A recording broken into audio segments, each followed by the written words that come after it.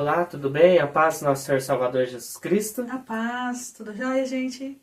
Gostaria de convidar vocês a estarem se inscrevendo no canal, ativando os sininhos das notificações, deixando o seu gostei para que o YouTube entenda que essa é uma mensagem positiva e compartilhe com mais pessoas. E hoje nós vamos estar falando sobre a cura, né? A cura de um cego, que vai estar lá em João 9, né? Do 1 ao 12. João 9, do 1 ao 12.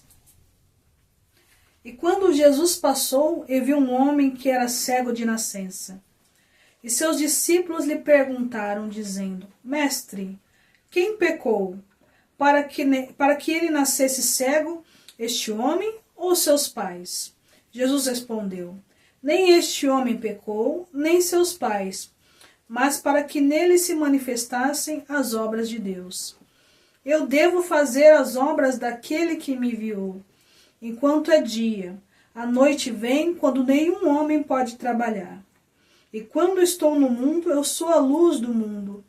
Tendo dito isso, cuspiu na terra, fez lama com a saliva e ungiu os olhos do homem, cego com a lama.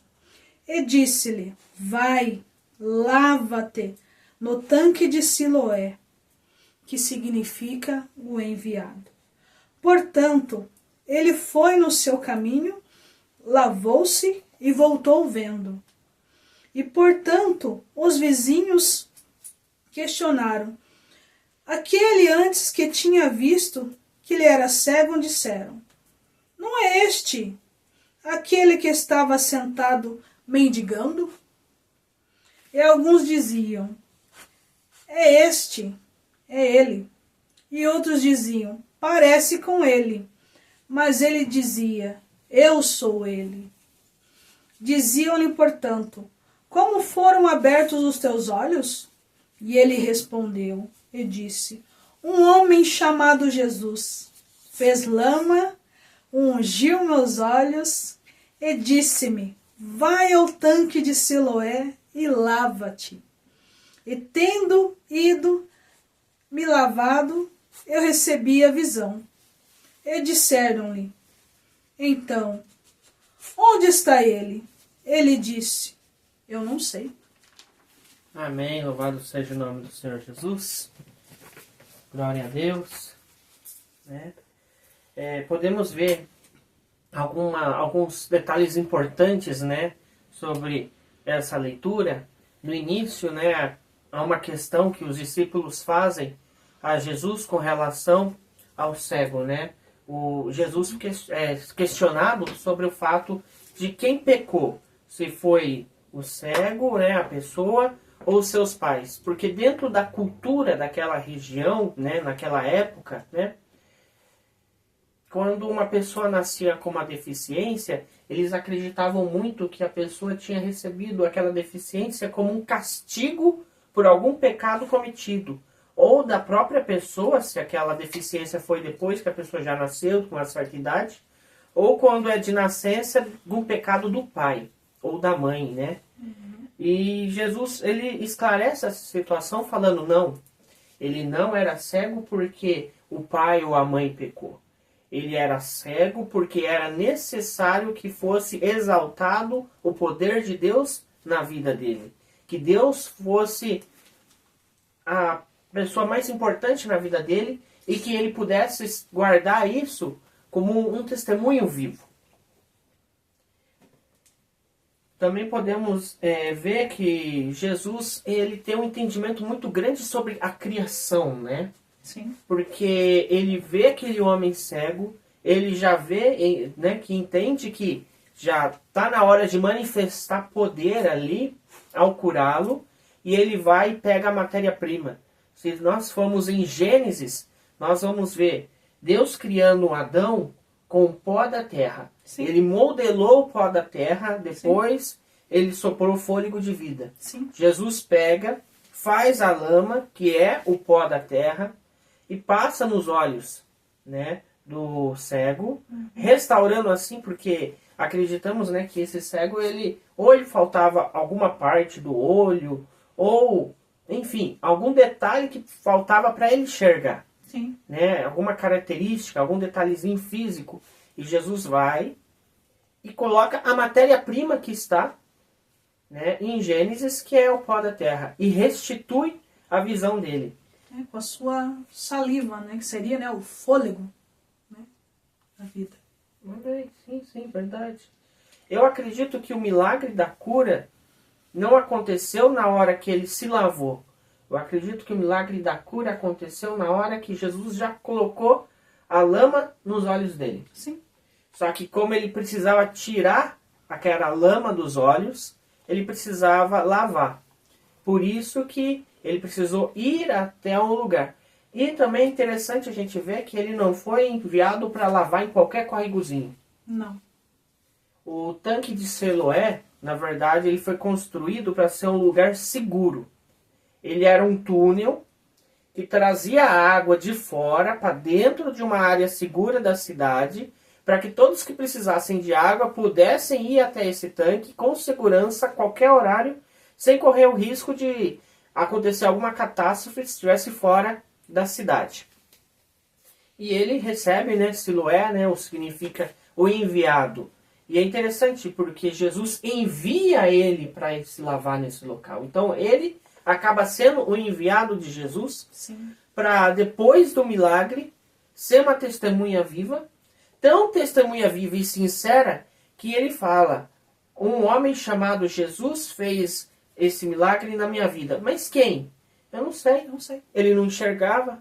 E depois do milagre ele ainda teve que se lavar, ele teve que andar para um lugar, chegar no lugar de se lavar. Então ele foi para outro lugar, para outra região. Ele não viu a face de Jesus. Ele só ouviu e sentiu o toque de Jesus. Amém. Também entendemos que o motivo dele se lavar é porque isso aí reflete os dias de hoje. A gente acaba se poluindo muito com as mídias sociais, com a música que a gente ouve, com as conversas que a gente ouve ou lê, com o mundo lá fora. E eu vejo que o ato de se lavar é se limpar dessas coisas e buscar se encher do que realmente é necessário, que é a palavra de Deus, que é a vontade de Deus, que é adorar ao Senhor. Sim. Né? Verdade. Não estou falando que é errado você chegar para o seu amigo e às vezes até você ouvir o que ele precisa te dizer para ele também poder, né, confortar ele numa situação. Né? Não estou falando que você tem que evangelizar e falar sobre o evangelho 24 horas, os 7 dias da semana.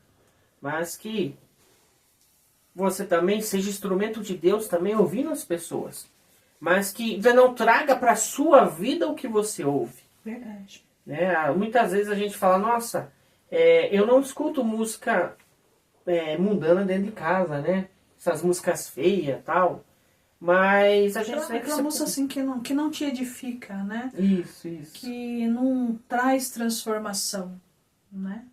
Mas às vezes a gente tem que ir no mercado, uma lanchonete, né? A gente também tem que se alimentar, viver, né? Uhum. Comprar, às vezes a loja de roupa tá vendendo roupa e tocando uma música, que a gente possa entrar e sair e não levar essas coisas para a nossa vida. Né? Não absorvendo.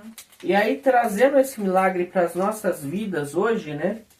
Vemos que Jesus está disposto a tirar algumas cegueiras que nós temos. Cegueiras espirituais, né? Cegueiras com relação ao que a gente vive no dia a dia. Às vezes a gente acredita que tudo é mil maravilhas, que tudo está tranquilo, e a gente esquece que o sistema que hoje que nós vivemos, né? O que a gente chama de mundo, o sistema, já não é mais do Senhor. O reino do Senhor, ele é totalmente diferente do mundo que a gente vive hoje. Onde as pessoas, infelizmente, não tem mais o pudor, né? Não. Hoje, mudou muito, né? Hoje o pecado, ele está abundante em tudo quanto é lugar. E ele não está mais disfarçado. A gente sabe que o pecado está ali. E ele não tenta mais ser algo fofinho, aonde ninguém vai se machucar. Porém, todavia, a estratégia de Satanás ainda é a mesma. Para aquele que não conhece a palavra, acha que está tudo normal. O problema é quando você conhece, né? E a nossa missão como conhecedores dela é poder prover que as pessoas tenham entendimento. E nos lembrar que quando a gente está numa cegueira espiritual, a gente começa a achar que as coisas são normais. E há uma frase que eu ouvi há um tempo já e que não sai da minha cabeça, que é: um abismo puxa o outro.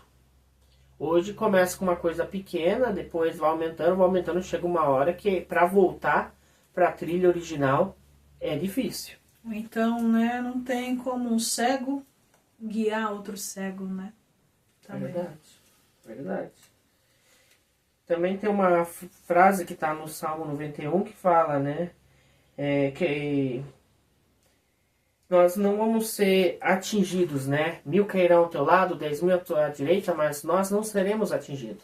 Então, se nós buscarmos ao Senhor e estivermos debaixo da tua proteção, como diz o salmista, e buscar ao Senhor com todo o coração, obedecendo os seus mandamentos, fazendo a sua vontade, o que Ele fala ao nosso coração, nós não vamos precisar ter medo dessa frase que eu falei antes, um abismo puxa o outro, porque na verdade não haverá abismos, mas sim haverá o Senhor nas nossas vidas. Amém? Amém. Gostaria de falar mais alguma coisa? Não, amém. Louvado seja o nome do Senhor Jesus. Gostaria de estar convidando você agora para estar fazendo uma oração conosco. E a oração que eu vou estar convidando vocês a fazer é o Salmo 93. Vou estar abrindo aqui na palavra o Salmo 93. Nós vamos estar fazendo essa oração juntos. Convido você, se possível, a abrir a sua Bíblia também. Independente da tradução dela, está lendo conosco. Amém? Amém. O Senhor reina e está vestido de majestade. O Senhor se revestiu e cingiu de fortaleza. O mundo também está firmado e não poderá vacilar. O teu trono está firme, desde então. Tu és desde a eternidade. Os rios levaram o Senhor, os rios levantam o seu ruído. Os rios levantam as suas ondas, mas o Senhor nas alturas é mais poderoso do que o ruído das grandes águas e do que grandes ondas do mar. Muito fiéis são os teus testemunhos, a santidade convém à tua casa, Senhor, para sempre. Amém, aleluia. Que Deus possa te abençoar cada dia mais, que o rosto do Senhor resplandeça, e te espero aqui durante a semana, às 18 horas, segunda a sexta, e sábado que vem às 18h30. Que você possa ter uma semana, um final de semana abençoado, em nome de Jesus. Não deixe de dar o seu like, hein? Deus abençoe.